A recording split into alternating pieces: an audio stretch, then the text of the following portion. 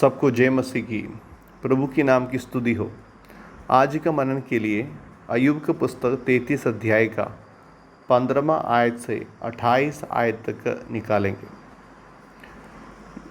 इस पुस्तक में अय्यूब नामक एक परमेश्वर का भक्त के बारे में हम पढ़ते हैं, जिनके जीवन में सब कुछ नष्ट हुआ, फिर भी वो प्रभु के साथ रिश्ता में जुड़े रहा। संपत्ति, बच्चे लोग और उनका जीवन में जो कुछ था सब कुछ नष्ट होने के बाद शरीर में घाव से भरा हुआ एक व्यक्ति होकर वो ऐसा दुख में बैठने के समय उनका 4 दोस्त लोग उनके पास आया था और वे उनसे बातें किया था। इस पुस्तक की शुरुआत में उनका पहला 3 दोस्त एक बोलने के बाद तो दूसरा करके बातचीत किया था। ऐसा 3 चरण की बातचीत हुआ था। लेकिन इस बातचीत में एक दोस्त जो है, उनका नाम है एलीहू, वो चुप रहा। एक नौजवान व्यक्ति था एलीहू, उन्होंने ज़्यादा बातचीत नहीं किया था, क्योंकि उनके साथ में आए हुए लोग सब बुजुर्ग लोग थे। उन्होंने उनका बातों को ज़्यादा ध्यान देते हुए इतना लंबा समय इंतज़ार कर रहा था।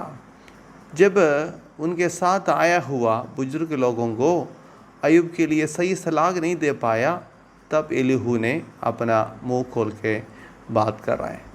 आज हम चुना हुआ वचन में एलीहू ने हमसे सिखाने वाला एक महत्वपूर्ण बात है कि परमेश्वर दयालु है और वो मनुष्य से बातें करने वाला परमेश्वर है।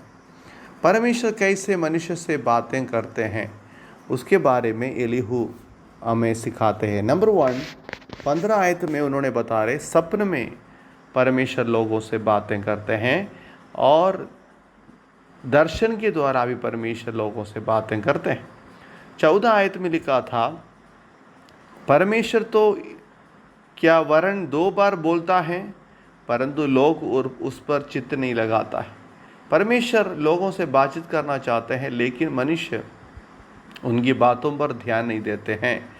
दर्शन के द्वारा, सपने के द्वारा परमेश्वर लोगों से बातें करते हैं, फिर भी मनुष्य ध्यान नहीं देने के कारण मनुष्य से परमेश्वर दूसरे एक तरीका से बातें करते हैं। उसका बारे में 33 अध्याय का 19 में लिखा है, मनुष्य की ताड़ना भी होती है कि वो अपने बिछौने पर पड़ा पड़ा तड़पता है। जी हाँ, परमेश्वर ताड़ना देते हुए भी मनुष्य को से बातें करते हैं।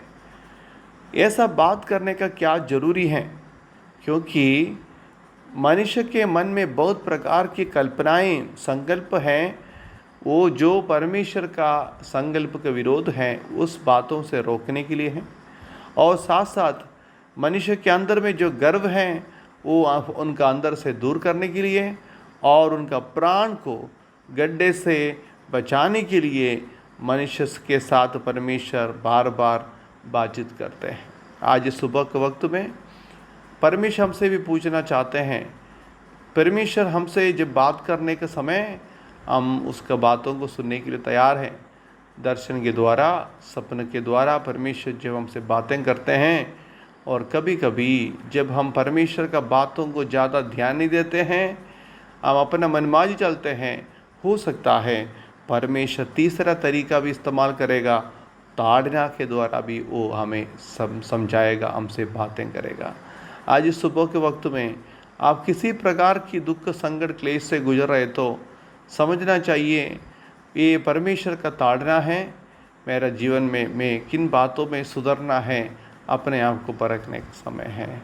जी हाँ, हमारा परमेश्वर दयालु है, बातें करने वाला परमेश्वर है, और परमेश्वर हमसे 2 बार, एक से ज़्यादा बातचीत करने के लिए चाहते हैं, ताकि परमेश्वर चाहते हैं कि हम उनके साथ स्वर्ग लोक में वास करें।